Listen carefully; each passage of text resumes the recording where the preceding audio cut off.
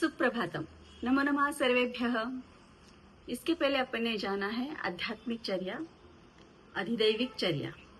अभी अधिदैविक चर्या का अभी प्रारंभ होने वाला है। आध्यात्मिक चर्या अपन ने देखा है। अभी ये दोनों का जो बॉन्डिंग टाइम है, जैसे बोला है कि संधि काल, आध्यात्मिक चर्या का अंत और अधिदैविक चर्या का प्रारंभ, उसमें आचार्य चरक ने जो निर्देश किया है वो निषिद्ध कर्म कौन से करने चाहिए, उसके लिए जो निर्देश किया है वो अभी अपन जानने वाले हैं। सूत्र स्थान के 7वें अध्याय में, 7वें अध्याय में, न वेगांधार यद्वाद, उस अध्याय में आचार्य चरक कहते हैं कि इमास्तु धारयेत वेगान, इमास्तु धारयेत वेगान हितार्थी प्रत्यच इहच सहसा नाम शस्तानाम मनोवाक्काय कर्मणाम। अब तक अपने जितने कुछ श्लोक देखे हैं उन श्लोकों में सबसे गहन, सबसे विशाल और गंभीरता पूर्वक विवेक का मंथन कराने वाला ये द्वितीय चरण है, और वो चरण है हितार्थी प्रत्यच इहच। हितार्थी प्रत्यच इहच, प्रत्यय यानी क्या? जीवितावस्था के बाद की अवस्था, और इह यानी जीवितावस्था, यानी जिसे बोला गया है कि यह लौकिक कर्म और पारलौकिक कर्म, जो हितार्थी। अभी देखेंगे इसमें एक थोड़ा सा उदाहरण देने जा रही हूँ। बहुत सी अभी आपने देखा होगा कि अपने दोस्त लोग या अपने करीबी लोग या अपने कोई भी प्रियजन है, उनकी चर्चा, ऐसी टिप्पणियां कई चलती रहती है, और अपन एंटर होते हैं, उसमें प्रवेशित होते हैं, और अपन भी फिर वो टिप्पणियां करने में लगते हैं। और फिर कुछ समय बीत जाने के बाद स्वयं को ही ऐसे लगता है कि मुझे ऐसे नहीं बोलना था ना, है ना। और फिर ये जो अवस्था है कि अपने को लगता है कि मुझे ऐसे नहीं बोलना चाहिए था ना, ये जो फेज है, यहाँ पे अपना विवेक जागरूक नहीं रहता या अपना विवेक दक्ष नहीं रहता। ठीक है, यहाँ पे अपना विवेक कोई भी जो मानसिक भाव है उसे आवृत्त नहीं है, सिर्फ अपना वहां पे विवेक दक्ष नहीं है, प्रज्ञा अपनी दक्ष नहीं है। ये एक भाग है। अभी दूसरा भाग देखेंगे अपन। जितने अपने कुछ प्रियजन होते हैं या अपन जिनसे मोहित रहते हैं या अपन जिन्हें बहुत ज्यादा प्यार करते हैं, ऐसे लोगों के सानिध्य से उनकी गलत बातें भी सही लगने लगती है।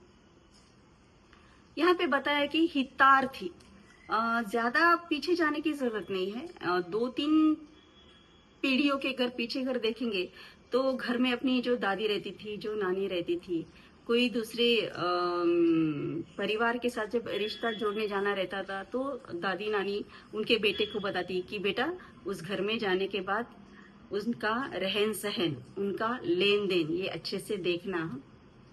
तो ये दादी, ये बूढ़े लोग वगैरह जिनका अध्यात्म अच्छा है, वो क्या बोलते थे कि उनका रहन सहन देखना, यानी सिर्फ उनका रहना ही नहीं, उनका सहना भी देखना है। उन लोगों में सहत्व कितना है, कौन कौन सी चीजों में वो सहन कर सकते हैं, कौन कौन सी चीजों में उनका तमभाव प्रतीत होता है, कौन सी चीजों में उनका सत्व प्रतीत होता है, तो उनका सहन देखना। ठीक है, उसके बाद उनका लेन देन देखना, मीन्स वो लेना ही जानते हैं या फिर देना भी जानते हैं। ठीक है, और देते हैं तो कौन सी चीजों का वो देने में वो रुचि रखते हैं। तो ये जो बुजुर्ग लोग अपने को बताते जाते थे। मदितार्थ क्या था कि ये जो जीवितावस्था है, ये जीवितावस्था के कर्म और जीवितावस्था के बाद के कर्म, यही वो कर्म अपनी यात्रा सफल बनाएंगे या असफल बनाएंगे। यहाँ पे ऐसे अगर ऊपर देखेंगे तो इस श्लोक में बताया गया है कि धारयेत वेगान, यानी ये जो अपना पंचभौतिक देह है, इसमें शरीर का और वाणी का और मन का, ऐसे 3 कर्म है जो अपने को दूषित करते या अपनी जो राह है वो विचलित करने वाले। यहाँ पे क्या बताया कि सहसा नाम शस्तानाम, शस्तानाम यानी उसको निषिद्ध करना है। किसे निषिद्ध करना है? जो अपने मन में जो नेचुरली आने वाले जो अर्जस है, जिसे हमारा आयुर्वेद शास्त्र जिसे वेग बोलता है, उन वेगों को सप्रेस करते आना चाहिए। ठीक है।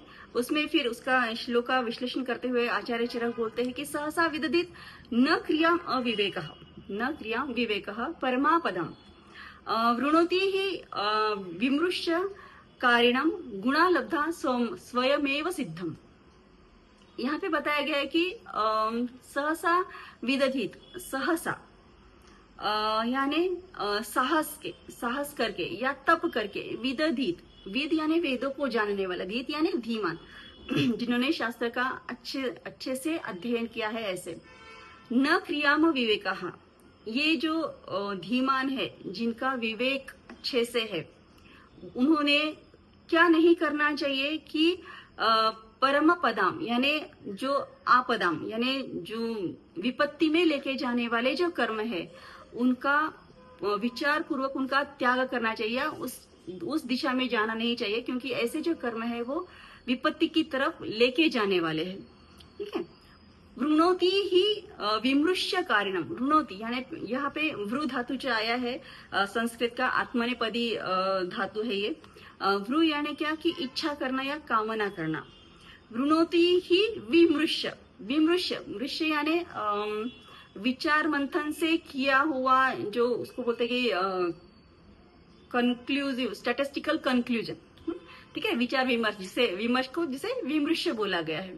तो विमृश्य का कारिणम गुणलुब्धा, जो भी ये धीमान पुरुष जो विचार करके कोई भी ऐसा कार्य करता है तो गुणलुब्धा, लुब्धा यानी क्या कि लाभ, लुब्ध यानी प्राप्त करना या कमाना। तो कोई भी विचार करके अगर वो गुणों की अगर प्राप्ति करता है तो वो दैवी गुण ही उसे स्वयं को सिद्ध बनाने वाले वो दैवी गुण रहते हैं। इसीलिए ये मन में जितने को षड्रिपु आते हैं उनको बलपूर्वक रोकने का कौशल्य आना चाहिए, ऐसा आचार्य सुश्रुत ने इस 2 श्लोकों में बोला है। अगर इस जन्म की और परलोक की भी यात्रा अगर अपने को अगर सफल करनी है, या जो इस यात्रा में स्वयं का हित चाहते हैं, हितार्थी है, इन लोगों ने ये मानस जो षड्रिपु है, वाणी से होने वाले या मन में आने वाले या कर्म द्वारा होने वाले इन अशस्त कर्मों का विचार पूर्वक और बलपूर्वक त्याग करना चाहिए, ऐसे आचार्य चरक ने बताया है। धन्यवादाः। जयतु भारतम, जयतु आयुर्वेदम।